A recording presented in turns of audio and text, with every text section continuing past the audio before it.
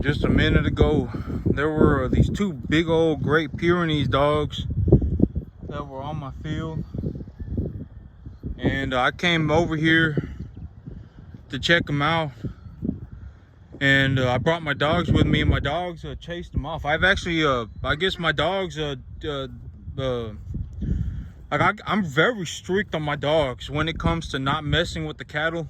Because in the past, I've had one of my dogs, one of the things that she was doing was she would chase my cattle around, and she would jump up on them, and she would rip the ears off of their head, and then she would eat their ears. And so, you know, I was actually going to put her down for that, because she did it repeatedly. But this time, you know, I had these two dogs back here, and I wanted to check them out. So I brought my dogs with me, and my dogs actually ran them off the field. Which is very good. That's very good. If my dogs will do that for me, that is very good, because then I don't have to worry about dogs being on my field.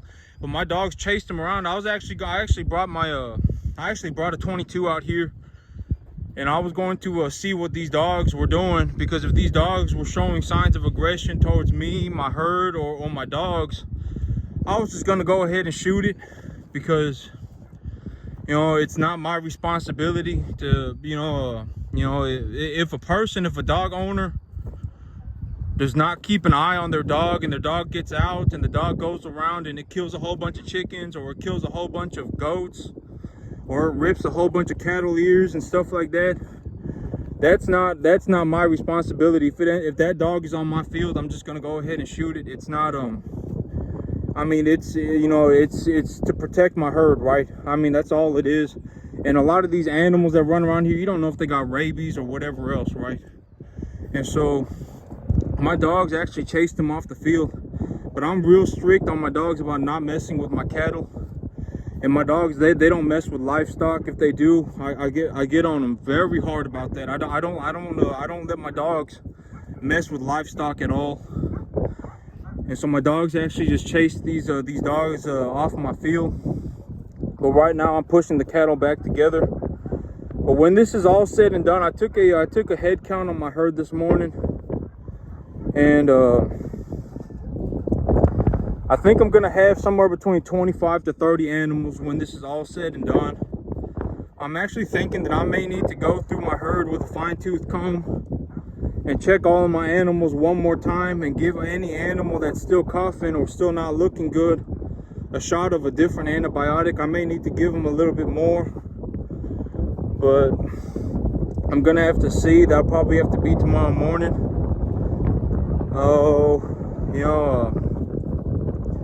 When this is all said and done, I may have 25 to 60 animals left, or excuse me, 25 to 30 out of my 60 animals left over. And yep, it was a very, very unfortunate year. Well, I mean, I'm not gonna say a year, right? It was a very unfortunate half a year, and I don't really want to talk about the money right now. Okay, so the big thing that I've been having a problem with when talking about money, when trying to discuss money, is that I don't feel very good about what happened, right? I kind of feel like a prick. These, if I had known what was going to happen, I would have done better, right? But in the future, my big thing is that I'm just going to have to do things. Hey, Papitos, come here. Papitos, come here. Yeah, the little Riquito right there, Rico right here. He kind of bad about getting on, but this is the dog that was ripping up cattle ears. She was real bad about it. This is her puppy, and her puppies kind of act like her, but I don't let my dogs mess with my cattle at all. That is the fine line, is that I do not let my dogs mess with my cattle. If they mess with my cattle, they get very, very, very strictly disciplined for it, because it's just not acceptable behavior on my farm at all. They, if they go around and they chew on my deck, or if they go around and they chew on the wood on my warehouse, I'll get on to them about it. But if they go around and if they chase my cattle around, I mean, they're gonna get it real bad. And because I'm just not gonna let that happen on my farm. But these animals, Yep. I don't really feel like talking about money. Okay, because I think at the end of the day, I'm not going to be making near as much as I thought I would. My original plan was to get a good second lot of cattle. I'm going to see if I can turn these animals around. But my big plan was to get a good second lot of animals in this year, and to put them on grass, and to put weight on them, and then to make some money on them. And if things had gone well, I would have made somewhere around 160,000 net profit this year. But the back half of the plan fell apart because of the weather and because of this man that I did business with, and there were a lot of things that happened, and deep down I feel like I should end up doing worse than I really am. But I mean, I told myself don't be so hard on myself, because at the end of the day, I did get out here as soon as I could, and I saw what was happening, and I gave all of the animals antibiotics, and and I got to them as fast as I could, and I did the best I could. I was throwing a hot potato. The weather was horrible, and when I had the chance to do so, well, if I had really known what was happening to my herd, I would have ran all these animals through the chute the first day they were here. The very first day they were here, I would have ran all of these animals through a chute. I would have vaccinated all of them. And so I'm telling myself, that this is horrible, but I should not be too hard on myself. And at the end of the day, I thought I was gonna make 160, but half of that fell apart, so maybe I'll do 80. But here's the thing, is that even on $80,000, right? Even on $80,000, I mean, I'm just fine financially. In terms of being financially stable, I'm perfectly fine. I mean, and that's kind of, that makes me feel real bad. Like, I don't really feel good about saying that. I think I'm actually having to give this calf a shot of antibiotics. She doesn't have an ear tag in her, and she's just kind of coughing a little bit. But I may have to give her a shot of antibiotics. I'll have to remember that. She's kind of skinny. She's definitely putting on weight, but she's kind of coughing a little bit. She doesn't have an ear tag, and so that's one of the animals that I missed on my metaphylaxis treatment. But these big animals, the animals that I had raised before these animals got here are doing just fine. The animals that I took care of myself from the very beginning, they're doing just fine.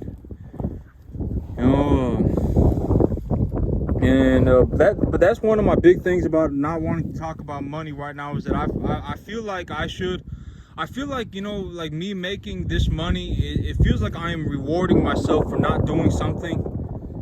I'm rewarding myself for messing up. But that's Big Boy, but he's been steered. He doesn't have anything going on downstairs right now. But these animals, these heifers are coming in heat. The big ones are coming in heat. And so Big Boy's running around, jumping up on them, but nothing's happening. But yep. Well, I told myself, I need, if I'm going to be real hard on myself, I also need to be honest with myself about the things that I did well. And if I did not get out here and give these animals the antibiotics when I did, they're not turning around this morning. They really just don't want to turn around.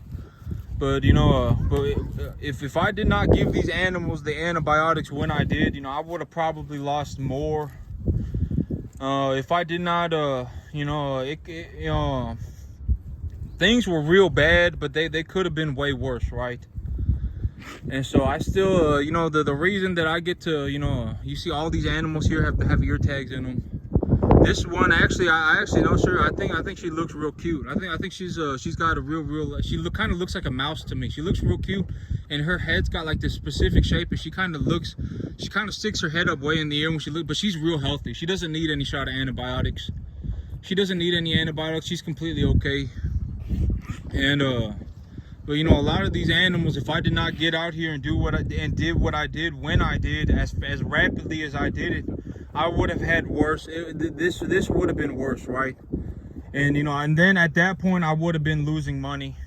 But right now it's more like I'm working for free, more so than any sort of it's not like a financial disaster, But if I were going to put things in terms financially, it's more like I'm working for free for the next 6 months. There's not really any opportunity. Well, if I am going to make money, I need to. Okay, so one of the things. Okay, this is also. I know that, you know, I'm not saying this to make myself, you know, sound arrogant or anything, but I told myself if I'm going to be real hard on myself and be honest with myself about the things that I did wrong and that I did poorly, I should also consider the things that I did right. Even right now, I should consider the things that I did right. And one of the things that I did very well was I budgeted very correct. My financial, in terms of budgeting, the things that I was budgeting, I did very well on that. I still have like $17,000 left. I gotta get these animals sold, and when I put the paycheck in the bank account, my big animals, my big heifers and my 2 big steers, when I get them sold, the first thing that I'm gonna do is I'm gonna pay down my credit lines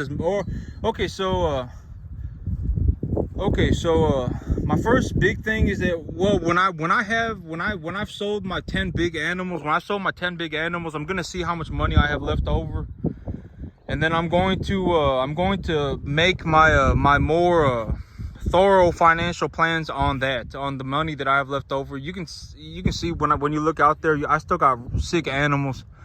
I mean, animals like this, I'm thinking that maybe I need to retreat them with Draxxin. I may need to retreat them or something. But I mean, I still have animals out here that are not looking good at all. I need to get them eating ASAP. You know, eating's really going to help them out. But when this is all over, maybe I'll have 25 to 30 animals left over. And I'll owe the bank probably about $15,000. And after I pay the bank back, that's the money that I get to keep. And yep. Now I figure maybe I'll make a 75, 80,000 this year. And you know, and that sounds horrible, right? Because $75,000, $80,000, that's still a lot of money. You know, it's still a lot of money, and it's more than enough money for me. But I told myself maybe, you know, things are things are horrible, and the big hard part about the cattle business is that if I mess up, you know, my animals die. That's the hard part. You know, it's real hard. That's the hard part. You know, and yep, that is the difficult part. I told myself, you know, when I go through life, you know, bad things are gonna happen all the time. There's nothing that I can do about that. If everything was supposed to be good and everything was supposed to be, you know, happy, and everything was supposed to be like some fairy tale adventure, that's the way it would be, right? You know, we wouldn't have, you know, even in the wild, you know, this whole thing, like, oh, why don't you just leave the animals alone and let them, you know, let them be as nature intended? But, you know, that's ridiculous, because if you go out into the wild and you look at nature, I mean, you know, like, you know, you got these, like in Africa and stuff, and in the Amazon, and, you know, wherever you got a lot of wildlife, you know, like, wherever there's a lot of wildlife, you know, animals are running around killing babies, you know what I'm saying? They're, like, you got lions, you know, running around particularly trying to kill babies. And you got, you know, like diseases that are spreading rampantly, like you know, if you ever seen a chronic wasting disease on deer, you know, there's diseases that spread rampantly. There are mass extinction events. I mean, sometimes the water in an area will dry up, and then there'll be you know, like hundreds of thousands of animals that just drop dead on the spot.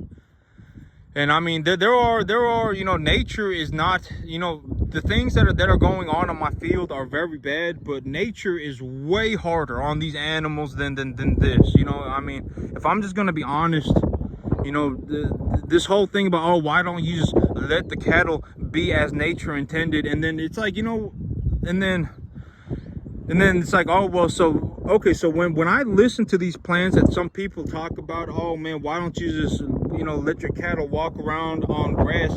The thing is that grass doesn't just grow itself, right? Like, if I did not go through this field and plant this field like this grass would not be here. This grass is not what nature planted. This grass is what I planted. If I didn't plant grass on this field, you know what would be here? Brush. there'd be brush. The cattle would walk through it, and they'd eat the little bit that they could, and then it wouldn't be grass. There wouldn't be grass out here. Grass doesn't just magically appear on a field. All of this grass, 99% of this grass is grass that I planted. And so, this was not what nature did. This is, I'm not saying that it's what I did, like, oh my God, this is what I did, but, there were people involved that created the cultivar of seed, and then there were the people who made the fertilizer. But I ran the grain drill over this field. I plowed this field up. I ran the grain drill over it. I got it growing, and there were things that I was responsible. I'm not saying that I did everything right, but I'm saying that this grass wouldn't have been here if I didn't plant the seed. And so, if you ever just go through a field and you look through a field and you look real close to a person's field and they haven't touched it at all, they haven't planted any grass or nothing, they're growing brush. It's not grass. They're growing weeds, they're growing brush, and the cattle are hardly being able to eat anything, and they're hungry and they're not growing properly, etc., etc.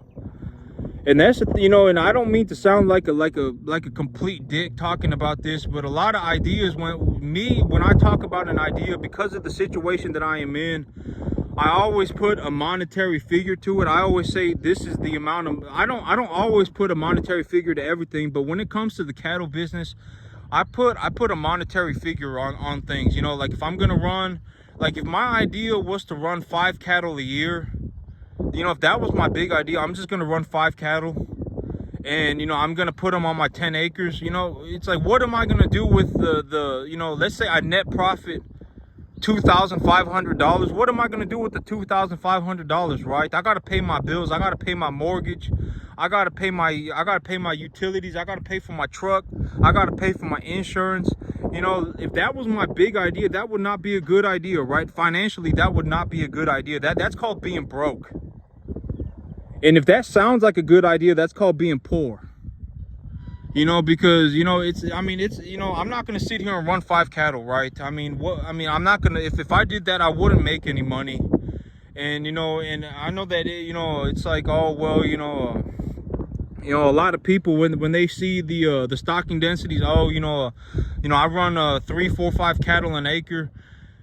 The reason I do stuff like that is because it's what makes financial sense. It's how I make money. And when things go well, I got a lot to provide to these animals. I got a lot to give to these animals. The animals grow properly. Before I brought in these cattle, I had 45 animals on my field, and they grew just fine.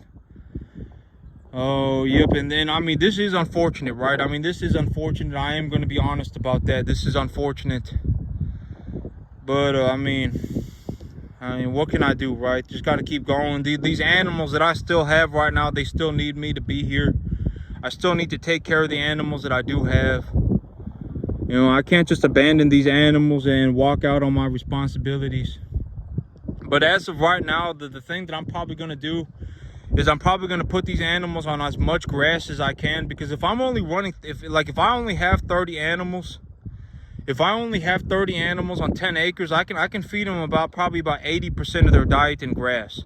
I'll have enough grass growing out here to feed 30 animals with zero problem.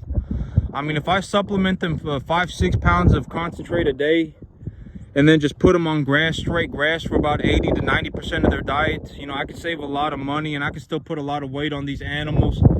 And 30 animals on 10 acres it's hard. The grass, it's gonna grow too fast. These animals are not gonna be able to eat this grass at all. You can take a look at the grass right now. They're not gonna be able to eat this. And so I can save money. I can put weight on these animals with the grass. I can really cut my budget down a lot. If I feed these animals on straight grass, that it's gonna cost me about $20 an animal a month. And I'll put the weight on them with the grass, and I'll get them going. But that's it for me today, YouTube. Y'all have a good one.